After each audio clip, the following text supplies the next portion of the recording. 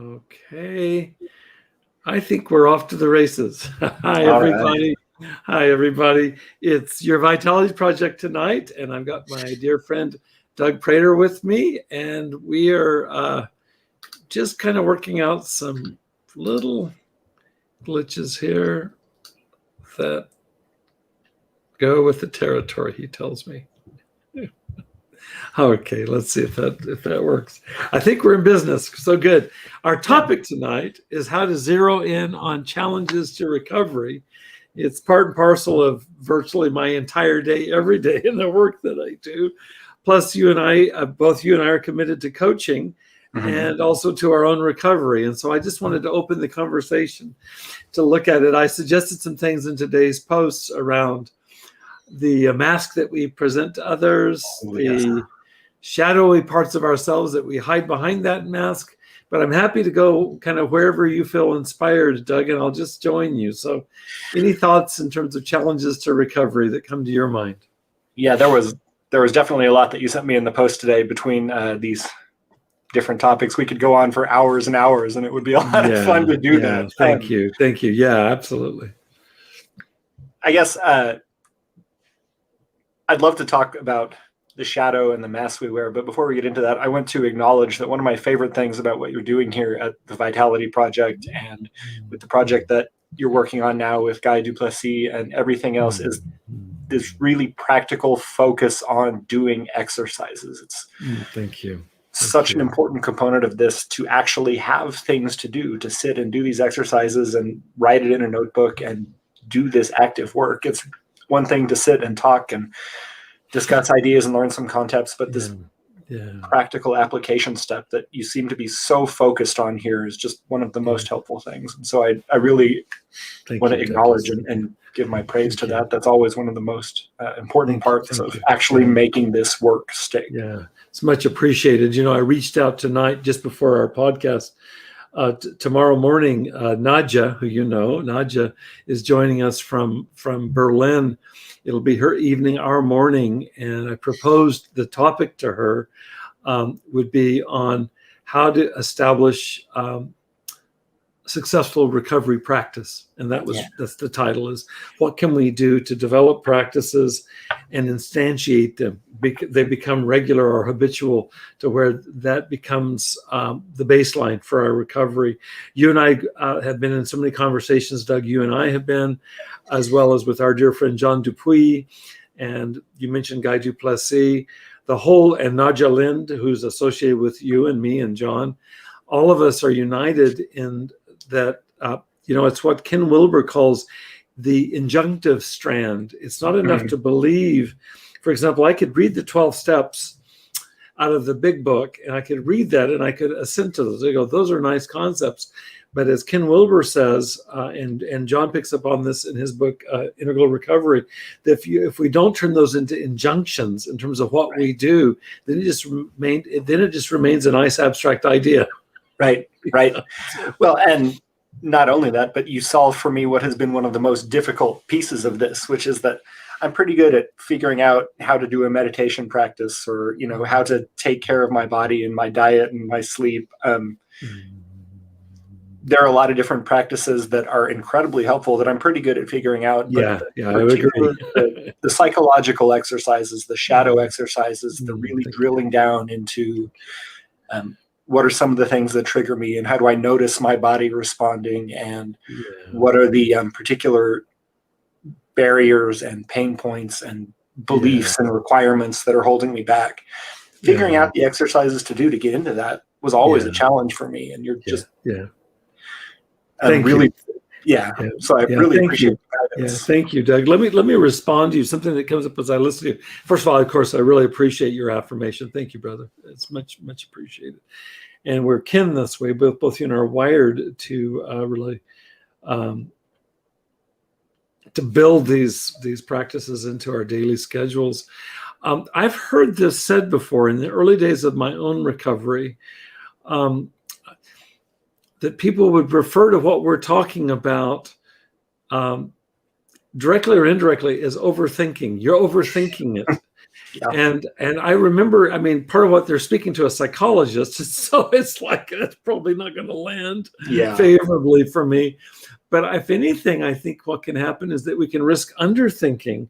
And if it's just thinking, then that's one thing. But I think the kind of, as I was listening to you, Doug, and I know you, to know how incredibly fine-tuned and nuanced is your understanding of your body and your mind and your emotions and your spiritual well-being and so on.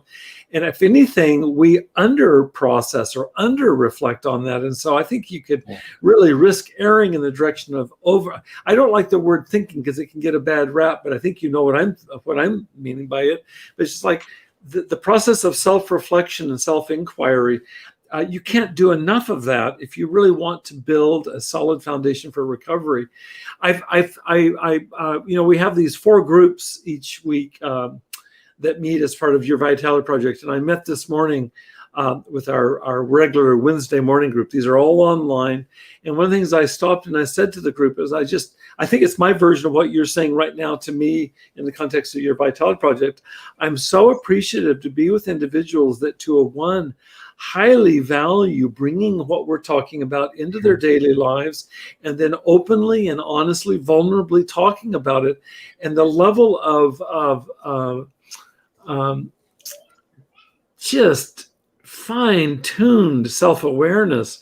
It's a wonder to behold, and it's healing to be in the presence of people that are that aware of what happens in an interaction with somebody and how that affects them in terms of stress and how that ends up triggering a craving and how just all of that. There's that kind of level of fine-tuned awareness is a huge gift to me. And I invite anybody that values that to find it, whether it's here at your Vitality Project. Of course, I'm biased because that's what we're about, but also any group, any support group where you can find that. We talked about it today in the group, is that there are, for example, 12-step groups in which you can find that. And we talked about, typically there's smaller groups which can involve a kind of intimacy and self-reflection. I don't think anybody has the final word on it. Just find a group that supports that. That's the key, it seems like to me. Yeah. Well, and being with people who you feel comfortable with and know you so well too can encourage that. You really hit on one of the key points, which is this straight out of the 12-step language, the rigorous honesty. Self-awareness can be so important, but as addicts and alcoholics and people who are struggling to make changes, that rigorous honesty doesn't just apply with what we say to our other people, but our ability to be honest with ourselves. A lot of times doing this work is so difficult because we're so good at convincing ourselves of things that just aren't true, trying to be self-aware and just not seeing the truth of the matter.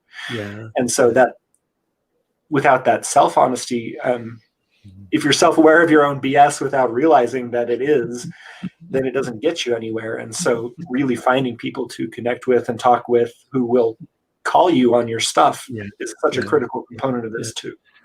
I like so much the way that Carl Jung wrote in the early days about the shadow, and he referred to it as the unconscious. He equated the two, and he said, that's why we call it the unconscious. It is unconscious. And he really emphasized it almost with tongue in cheek, is that we're not aware of it by definition, or it's no longer the unconscious.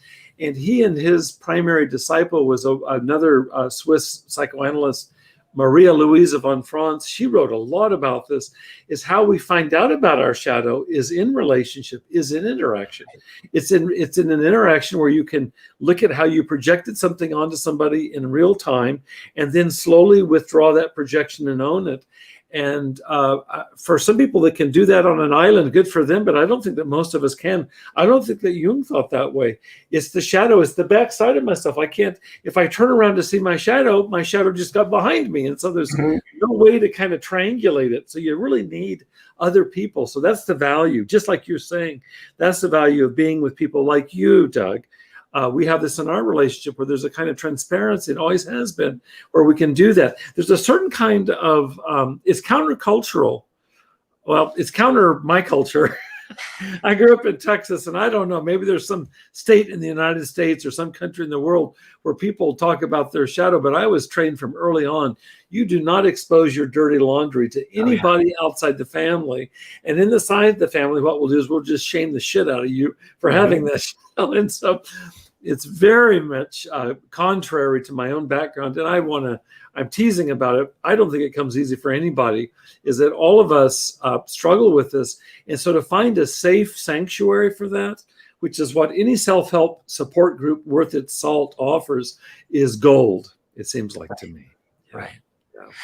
Well, and it fits so nicely too with the concept of the persona, the mask we present to the world. We don't want anyone to see even the things that we are aware of that we're not proud of. We don't want to show those things to anyone. And the challenge then is least of all to ourselves. We struggle to protect the self-image that we present to others, and we struggle to maintain our image of ourselves as people who are doing the right thing, people who haven't made a mistakes, and or who are in the right in any given situation. And so learning to accept that and deal with that and take the mask off when looking in the mirror, when we're in dialogue and relation with others, can be incredibly difficult to do. And that's where the real alchemical gold of this process is. That's the transformation. I agree. Doug, as I'm listening to you, I'm thinking of this. I know that you and I've talked about this recently, even including the last time we were here, but in the group this morning, the Vitality Project group that was meeting, I brought up again our joint project, the Freedom of Forgiveness CD, and how that's provided a methodology that was required for me. It might not be for everybody, but it certainly has been important for me. And I see this for, across the decades in my own career, is that there's a technology there for learning how to not only accept what I've done that I don't feel proud of, but actually to forgive myself, to have compassion for myself. And it's implied from the very get-go from our conversation today, and it came up today, is that my practicing this on a daily basis for the better part of 10 years now has really opened up what you're calling self-honesty. It's perfect what you're talking about. Is in order to be honest with myself, I have to have some way to be able to bear what it is that is being inventoried. And it takes some form. I found it in this forgiveness practice that you and I have worked on together. I think there's different ways of doing that, but I think it's impossible if you don't have some way to get underneath that and host that with self-compassion. Who would be willing to do that? Who would be willing to face their shadow?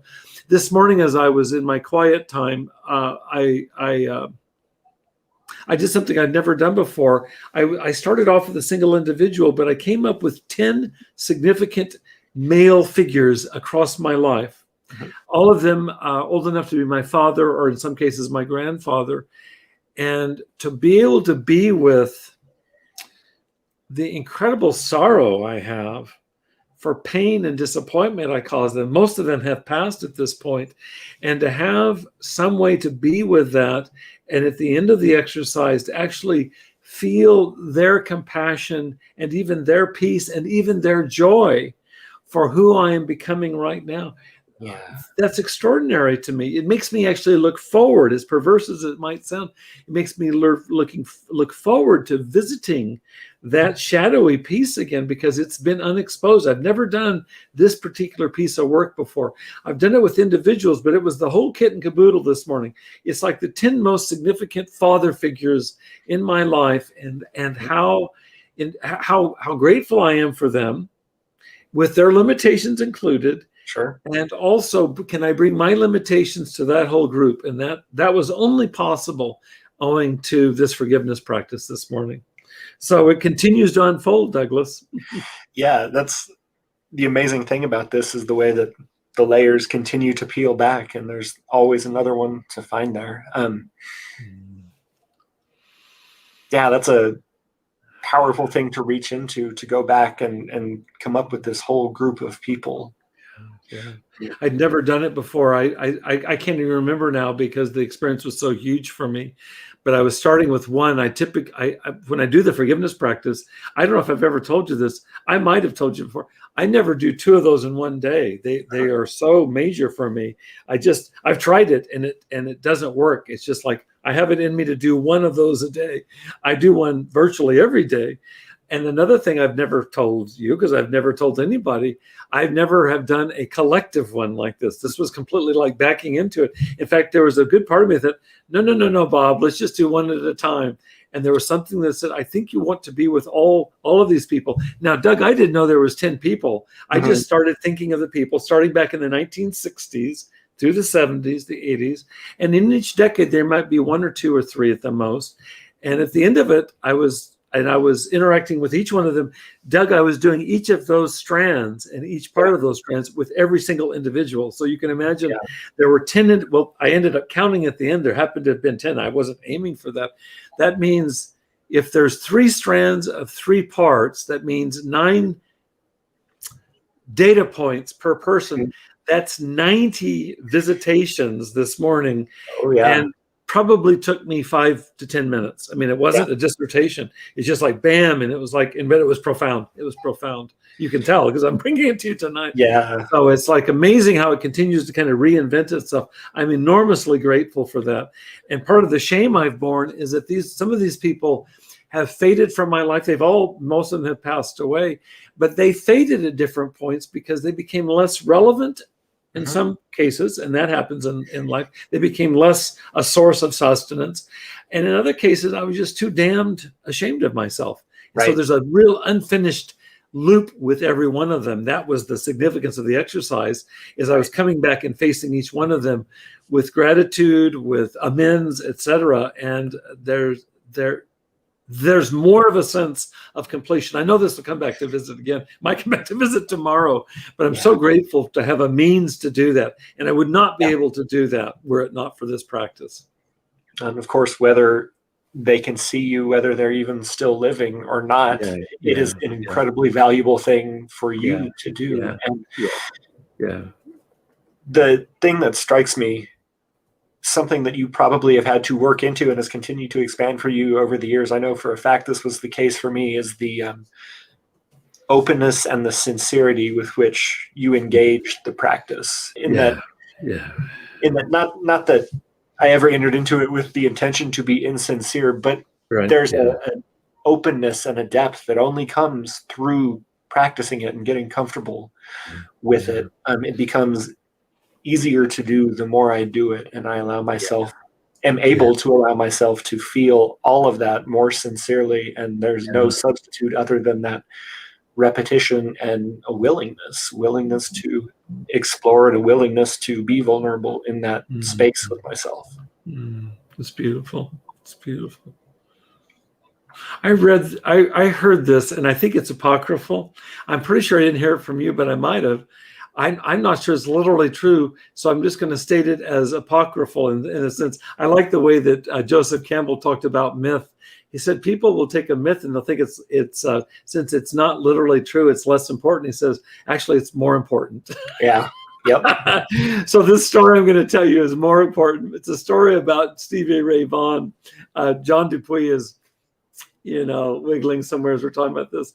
But I heard it said that somebody asked Stevie Ray Vaughan, he was famous for practicing his blues guitar into the night and falling asleep with his guitar across his body. He would practice in the breaks between sets and so on. He was just constantly practicing. Somebody asked him, I'm not sure this is literally true. They said, why do you practice so much? It seems like you've kind of mastered the instrument. And he said, it's to reduce the friction between my fingertips and God. Absolutely. And whether he said that or not, I think you get the sentiment is that with this, it came to me as I was listening to, with this practice, whether it's with music or with self-compassion or any other art form or personal practice, you get to where it becomes so fluid. What happened this morning wouldn't have happened if I hadn't done this for 10 years another way. Yes. And that's when it becomes so valuable, when you can just get yourself out of the way and let it appear. There's real value in that. There's no self, there's no ego, there's no mask blocking anything at that point. There's just the truth expressing itself. We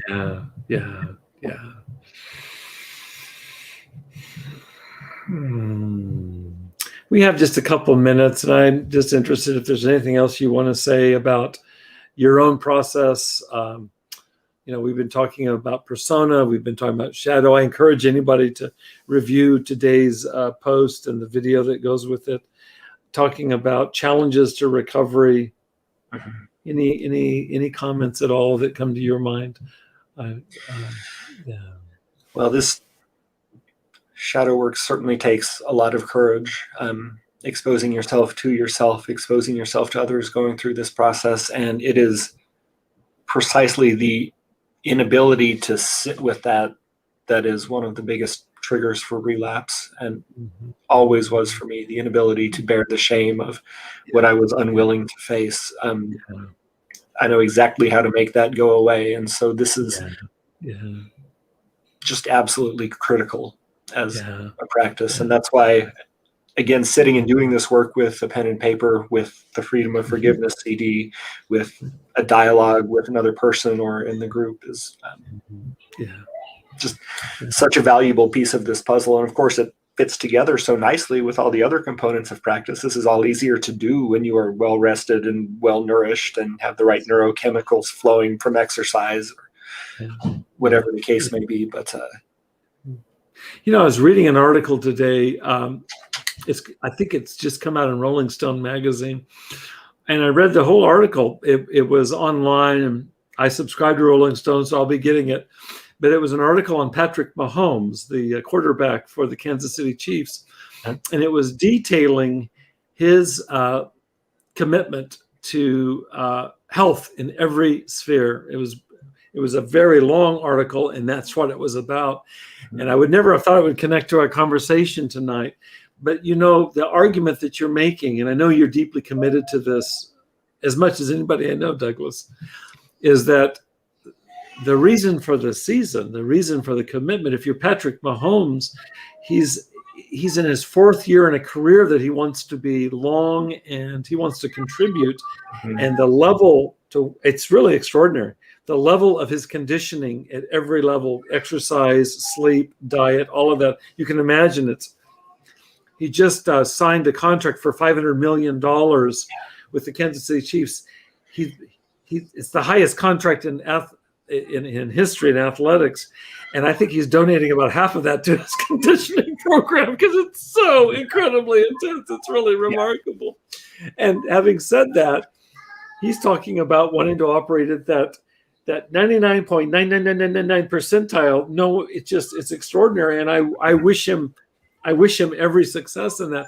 But I think about the argument for working out the way that you do, eating the way you do, valuing rest, valuing your own inner clarification and the work that you do in all those spheres. It makes it possible for this fine-tuned awareness. We're not exactly Kansas City Chief quarterbacks, but we're working at a level here that if you really want to develop this level of acuity in your recovery, that is to guarantee your recovery. And what are we wanting to recover? We're wanting to recover our birthright. So that is, how do I actualize why I'm here? Well, I want to be as diligent about how I do that as Patrick Mahomes is about doing what he was born to do, which is to be the great quarterback he is. I feel like it's an argument. It's very compelling for me because it's intrinsically motivated. I don't eat well because somebody tells me to. I eat well because it supports this morning's practice with 10 men in my life that need to be addressed. And if I'm off sleep-wise, if I haven't eaten, if I haven't worked out, much less if I'm drunk or high, all of that is off the table. It's not going to be possible.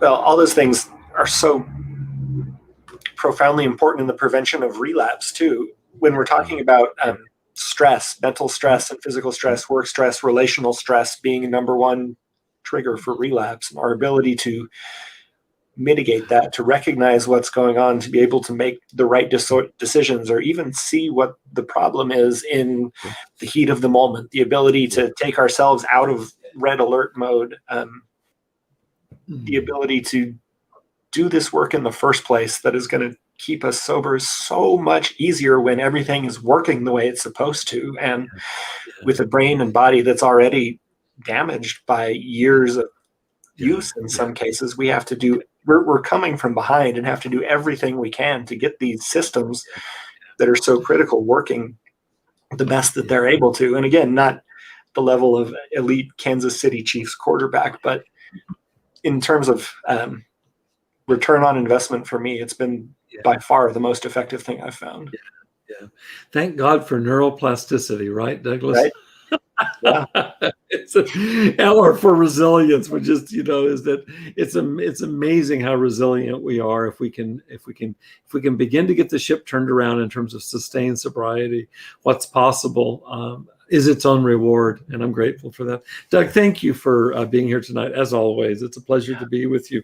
You are an ambassador of what we're speaking of. Much respect to you. Dr. Bob, thank you for a great conversation. I always learn so much and get so much out of this. Likewise, my friend. Have a good evening. Rest well. Take good care of yourself. Okay. Thank you. Good to see you, brother. Take care. Bye-bye, Doug. Good night, everybody. Thanks for joining us.